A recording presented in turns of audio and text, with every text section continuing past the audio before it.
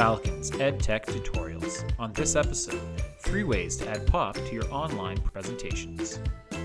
Today, I'm going to show you how you can add the wow factor to your presentations. First, let me let you in on a little secret. Teachers love shiny things.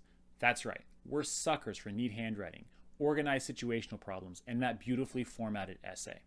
So if you want to impress your teachers, your classmates, and even that cute girl who you think is into you because she smiled at you that one time, buckle in and hang on tight and listen to these tips.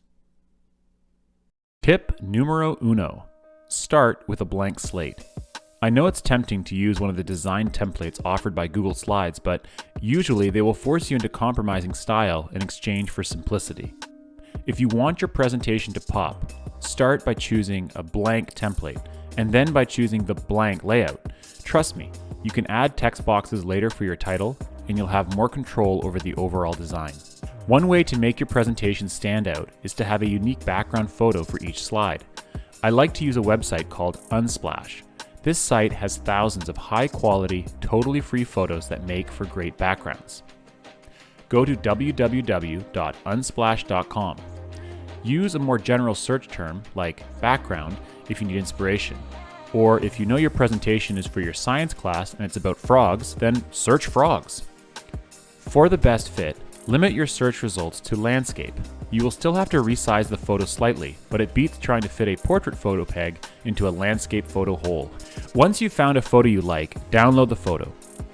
Don't forget to copy the attribution text. You can paste this into your slide to ensure you are giving credit to the photographer. There are 2 ways to insert a photo as a background. First, you can click on Background in the taskbar, click on Choose Image, click on Browse, and then find and select your downloaded image. This will change the background of your slide to your photo. A benefit to this is that it will lock your photo in place and you won't be able to accidentally resize it or delete it. However, this technique tends to skew the image and you won't be able to change its transparency, meaning text will be harder to read on top of it.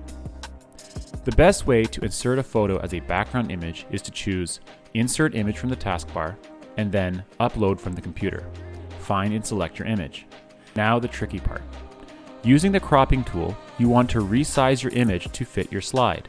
Admittedly, using the cropping tool does take a bit of practice, but the more that you use it, the more you'll get the hang of it, and it really makes a huge difference in your slide. Finally, adjusting the transparency of your image will make it easier to read your text. I usually set my transparency to about 80%. Tip number 2. Choose 3 fonts: a title font, a subheading font, and a body text font. Google Slides has a ton of amazing fonts that you can access by clicking on Font in the taskbar and then clicking on More Fonts. You can search for a specific font or simply scroll through the list of fonts. I like to choose a big, bold font for my title, something a little less flashy for my subheadings, and a clear, readable font for my body text. Isn't that pretty? For your title slide, insert a text box and position it on your slide in a way that works best for your background image. For other slides, use the Layout tool to set up your initial layout, but be sure to adjust it as necessary for your purposes. When creating your other slides, remember to use the same fonts that you've chosen to use for your titles, subheadings, and body text. This will create a consistent theme across all your slides. Consistency is key in good design. Tip number 3. Use the PNG Images to add flair to your presentation without messing up your overall theme. PNG images have transparent backgrounds and therefore are more easily incorporated into your design.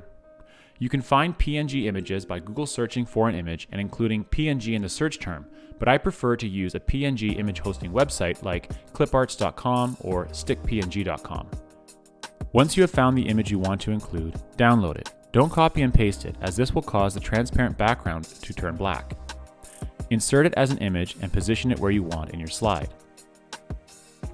Once you have inserted it into your slide, you can adjust it as you see fit.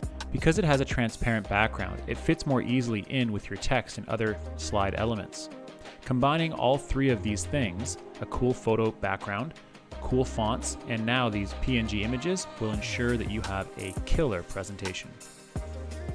And there you have it, 3 ways to punch up your Google Slides presentations.